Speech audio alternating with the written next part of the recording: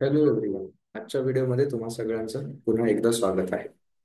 आजचा व्हिडिओ मी यासाठी बनवतोय, बऱ्याचशा विद्यार्थ्यांसोबत बोलून झाल्यानंतर एक प्रिपरेशन करणारे जे विद्यार्थी आहेत यांच्या मनामध्ये अनेक डाऊट आहेत.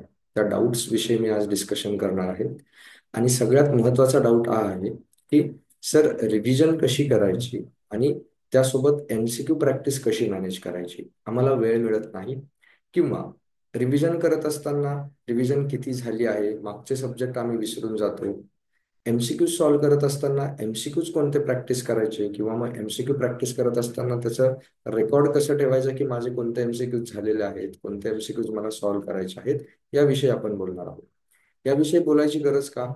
कारण सगळ्यात महत्त्वाचा प्रश्न हा आहे की ज्यावेळेस आपण एक्झाम द्यायला जातो, बघा, स्टडी करण्यामध्ये माझ्या मते 3 स्टेप असतात. कोणत्या 3 स्टेप असतात? सगळ्यात पहिली स्टेप असते तुम्ही अभ्यास करतात, ही स्टेप. दुसरी स्टेप असते तुमची रिव्हिजन. आणि तिसरी स्टेप असते MCQ प्रॅक्टिस आणि टेस्ट सिरीज. तर मग आपण ज्यावेळेस एखादी एक्झाम द्यायला जातो, एक्झाम द्यायला गेल्यानंतर त्या एक्झाम मध्ये काय येतं आपल्याला? MCQ सॉल्व्ह करायला येतात, बरोबर की नाही? मग आपल्याला एक्झाम मध्ये काय करायचे आहेत? MCQ सॉल्व्ह करायचे आहेत. पेपरच्या आधी आपण काय करायला हवं? सर, MCQ सॉल्व्ह करायला हवे. जी गोष्ट आपल्याला ऍक्च्युअली करायची आहे तिचीच प्रॅक्टिस आपण करायला हवी की नाही जास्तीत जास्त? प्रत्येकाने स्वतःला प्रश्न विचारावे की खरोखर आपण MCQ सॉल्व्ह करतो का एक्झामच्या अगोदर, आणि करतो तर किती करतो? असे नंबर आहे का? जसं तुम्ही रिव्हिजनचं टार्गेट बनवता की एक सब्जेक्टचे 2 रिव्हिजन झाल्या पाहिजे, एका सब्जेक्टच्या 3 रिव्हिजन झाल्या पाहिजे, एका सब्जेक्टच्या 4 रिव्हिजन झाल्या पाहिजे. हे टार्गेट बनवतात मुलं, मला माहिती आहे. बट MCQचं टार्गेट आपण कधी बनवलं आहे का? एका सब्जेक्टचे 500 MCQ झाले पाहिजे, एका सब्जेक्टचे 800 MCQ झाले पाहिजे. हे असं टार्गेट आपण कधी बनवलंय का? नाही बनवत. आणि इथेच आपण लॅग करतो सिलेक्शन पासून. का? कारण आपल्याला सॉल्व्ह करायचे आहेत MCQs. आपण वाचतोय फक्त थिअरी आणि फॉर्म्युलेच. मग त्या फॉर्म्युला, जर एखादा फॉर्म्युला आहे, या फॉर्म्युल्यामधला गिवन डेटा आयडेंटिफाय पटकन करता येतो का? करता येत नाही असं मी म्हणत नाहीये. न्यूमेरिकल किंवा थिअरी बेस्ड क्वेश्चन तुमचे सॉल्व्ह होतात ना, स्कोर आपला येतोय ना, 140 150 हा स्कोर येतोय, येत नाही असं कुठं? मग सर, तो 160 170 पर्यंत का पोहोचत नाहीये? ते मुलं काय वेगळं करतात? आपले 10-20 मार्क का वाढत नाही? का वाढत नाही याचं रिझन आहे, आपण तेवढी प्रॅक्टिस करत नाहीये. प्रॅक्टिस का गरजेची आहे? प्रॅक्टिस यासाठी गरजेची आहे की सपोज तुम्ही प्रॅक्टिस न करता एक्झामला गेले, तर तुम्ही एखादा क्वेश्चन सॉल्व्ह करण्यासाठी इझी असलेला क्वेश्चन 1.5 ते 2 मिनिटांचा वेळ लावता. कारण तुम्ही विचार करता, हा डेटा आहे, हा फॉर्म्युल्यामध्ये इथे पुट करायचा आहे, ही याची व्हॅल्यू आहे, ती इथे पुट करायची आहे. बट तेच तुम्ही जर प्रॅक्टिस केलेली राहिली असते, सेम क्वेश्चन जर तुम्ही एक्झामच्या आधी प्रॅक्टिस केलेला असता, तर काय झालं असतं? तर तुम्हाला तेवढा वेळ लागला नसता. कदाचित तो MCQ तुम्ही 50 सेकंद किंवा 1 मिनिटामध्येही सॉल्व्ह केला असता. हे केव्हा होईल? जेव्हा आपण प्रॅक्टिस करू तेव्हा.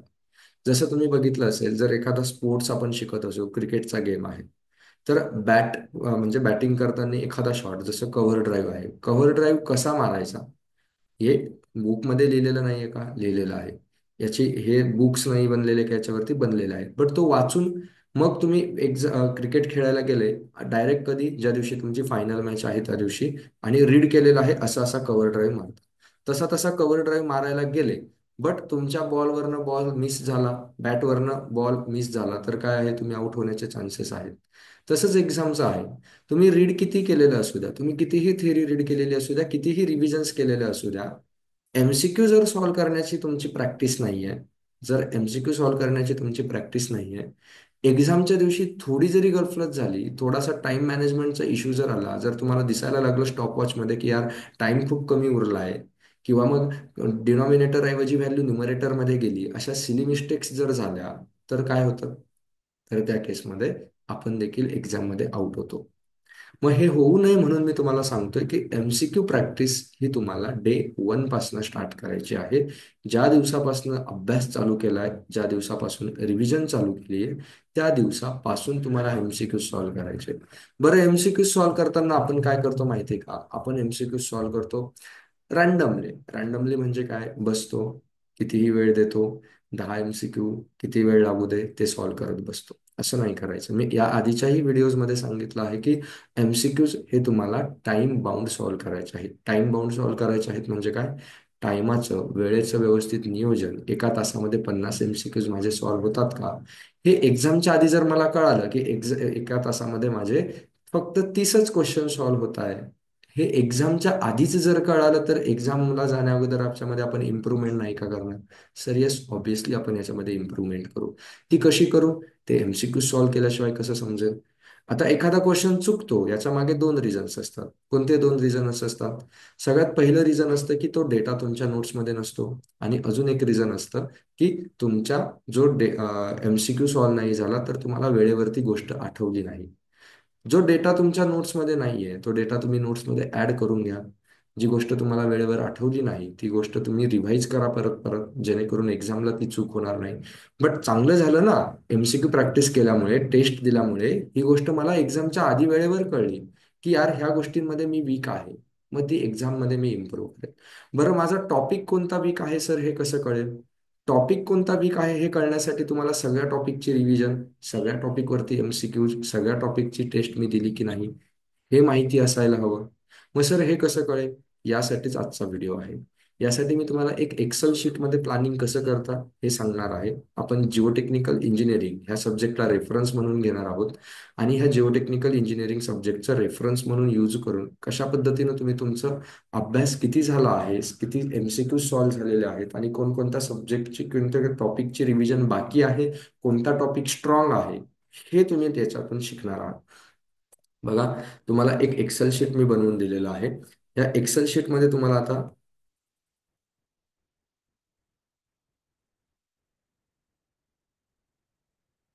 लक्ष द्या.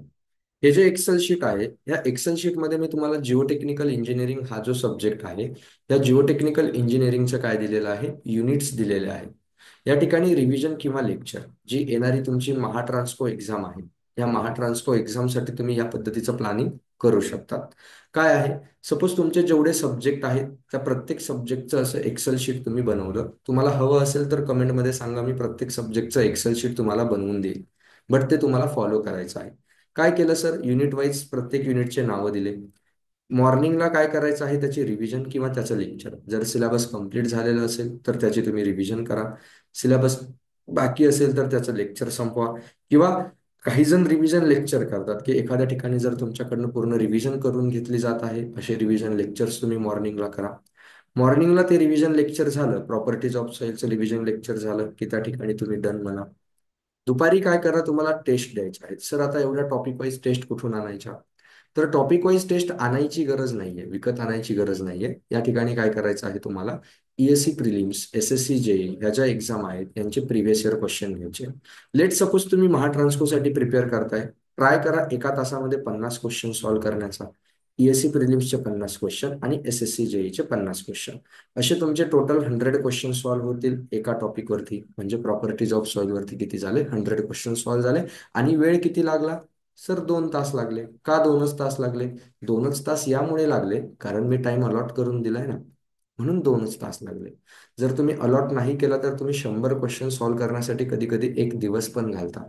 कोणी चहा प्यायला जातं, कोणी नाश्ता करायला जातं, जेवण करायला मध्येच जातं, मध्येच कोणाचा तरी फोन येतो, मध्येच आपण क्रिकेट खेळायला जातो, बऱ्याचशा गोष्टी आहे टाइमपास सारख्या. बट हे होऊ नये म्हणून काय करायचं, टाइम बाउंड. 1 तासामध्ये ESC प्रिलिम्सचे 50 क्वेश्चन सॉल्व्ह करायचे आहेत. जर नाही झाले तर ते इम्प्रूव्ह करायचे. SSC JEE चे 50 क्वेश्चन सॉल्व्ह करायचे आहेत 2 तासामध्ये 100 क्वेश्चन. ठीक आहे सर, 7 ते 10 मध्ये हे झालं. त्यानंतर 2 तासामध्ये हे झालं. 12:30-1 वाजेपर्यंत तुमची ही गोष्ट संपेल. बाकीच्या उरलेल्या दिवसामध्ये काय करायचं आहे, हे मी माझं प्लॅनिंग तुम्हाला देतोय की माझ्या प्लॅनिंगनुसार सब्जेक्ट असे कम्प्लीट होतील. उरलेल्या दिवसामध्ये तुम्हाला जो सब्जेक्ट तुमचा वीक वाटतोय, त्या सब्जेक्टची रिव्हिजन करा. ज्या सब्जेक्टचा सिलेबस कंप्लीट करायचा बाकी आहे, त्या सब्जेक्टचे व्यवस्थित लेक्चर संपवा.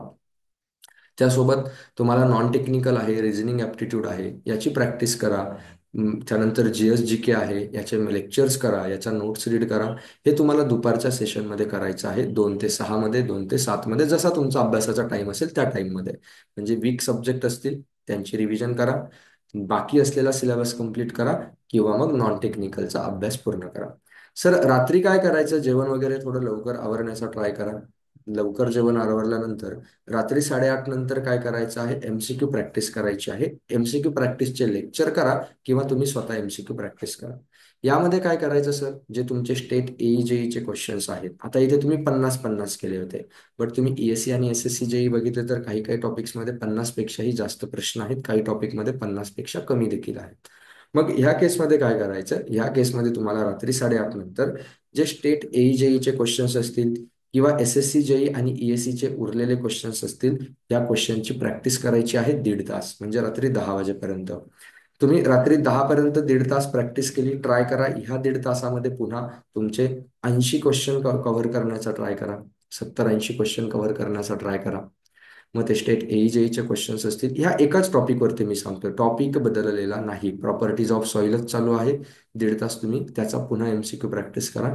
म्हणजे काय होईल, एका दिवसामध्ये तुम्ही असं नका करू की मला खूप सब्जेक्ट रिव्हाइज करायचे, माझे 2-3 सब्जेक्ट रिव्हाइज झाले पाहिजे एका पूर्ण दिवसामध्ये, ऍटलिस्ट अर्धा सब्जेक्ट झाला पाहिजे. नाही, मी एकच टॉपिक तुम्हाला दिला, आरामशीर तो एक टॉपिक कम्प्लीट करा, त्याचे एमसीक्यूज व्यवस्थित सॉल्व्ह करा. म्हणजे काय होईल, रिव्हिजन केली, रिव्हिजन केल्यानंतर ज्यावेळेस एमसीक्यूज सॉल्व्ह करत होते त्यावेळेस तुमच्या दोन गोष्टी लक्षात येतील की काही डेटा आहे तो डेटा माझा पाठ राहत नाही, अशा डेटाला रेड पेनने मार्क करून ठेवा. हा डेटा तुम्हाला एक्झामच्या आधी रीड करायचा आहे, नवे नवे याचा रट्टा मारायचा आहे. तुम्हाला असे काही क्वेश्चन्स मिळतील जे क्वेश्चन तुमच्या नोट्समध्ये नाहीये, तो डेटा तुमच्या नोट्समध्ये ऍड करा, जेणेकरून तुमच्या नोट्स इम्प्रूव्ह होतील पुढच्या रिव्हिजनसाठी.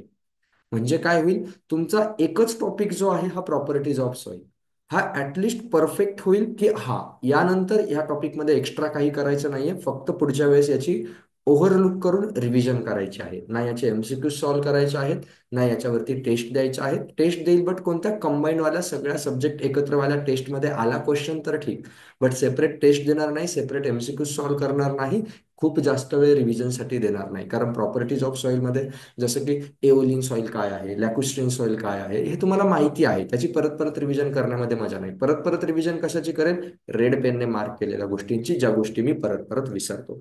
एका दिवसात एक टॉपिक परफेक्ट करा. ठीक आहे, ऍटलिस्ट एका टॉपिकवरती तुमचे एका दिवसामध्ये 300 क्वेश्चन सॉल्व्ह होतात. एएससी प्री 50, सॉरी, 200 क्वेश्चन हे सॉल्व्ह होतील एका टॉपिकवरती. हे 100, हे 100, हे 50, हे 50 आणि हे जवळपास 100, असे 200 क्वेश्चन एका टॉपिकवरती सॉल्व्ह करा. काय समजेल तुम्हाला की कन्सेप्ट कशा अप्लाय करतात, न्यूमरिकल्स कसे सॉल्व्ह करतात, या गोष्टी तुमच्या क्लिअर होतील. दुसऱ्या दिवशी दुसरा टॉपिक घ्या. हे तुम्हाला मॉर्निंग आणि इव्हिनिंगच्या पिरियडमध्ये करायचंय. असं नाही म्हणते की एका टॉपिकसाठी पूर्ण दिवस द्यायचा आहे. हे मॉर्निंग आणि रात्रीच्या वेळेमध्ये कम्प्लीट करायचं आहे. उरलेल्या दिवसामध्ये तुमचे वीक असलेले टॉपिक, तुमचा बाकी असलेला सिलेबस आणि नॉन टेक्निकल तुम्हाला काय करायचं आहे, मॅनेज करायचं आहे. पुढचे बघा ना करून, 3-4 महिन्यामध्ये ही गोष्ट ट्राय करून बघा. काही काही युनिट्स छोटे असतात, एका दिवशी तुम्ही 2 टॉपिक देखील करू शकता. जसं सॉइल स्ट्रक्चर, क्ले मिनरॉलॉजी आणि कॅपॅलिटी, हे एका दिवसामध्ये 3 टॉपिक संपतील. इथे असं नाही की 13 टॉपिक आहे म्हणून 13 दिवस लागतील. हे 3 टॉपिक तुमचे एकाच दिवसात संपतील, बरोबर की नाही. Stress distribution, seepage in soil, हा टॉपिक तुमचा एकाच दिवसामध्ये संपेल. मग अशा वेळेस काय करायचं आहे तुम्हाला, हे जी प्लॅनिंग आहे हे प्रत्येक सब्जेक्टसाठी करा ना. तुम्ही आतापर्यंत अभ्यास केलाय ना, येस सर केलेला आहे. तुमची स्ट्रॅटेजी यूज केली आहे ना, केली आहे. 150 पर्यंत स्कोर आलाय ना, आला आहे. एकदा माझी स्ट्रॅटेजी यूज करून बघा, प्रत्येक टॉपिक वाईज त्याचं वाला कंट्रोल ठेवून बघा. हे जे डॉक्युमेंट आहे, हे डॉक्युमेंट तुम्हाला टेलिग्रामवरती मिळून जाईल, याची प्रिंट तुम्हाला टेलिग्रामवरती मिळून जाईल. तुम्हाला जर सब्जेक्ट वाईज हवं असेल तर तसं मला कमेंटमध्ये सांगा, मी असं प्रत्येक सब्जेक्टचं बनवून देईल.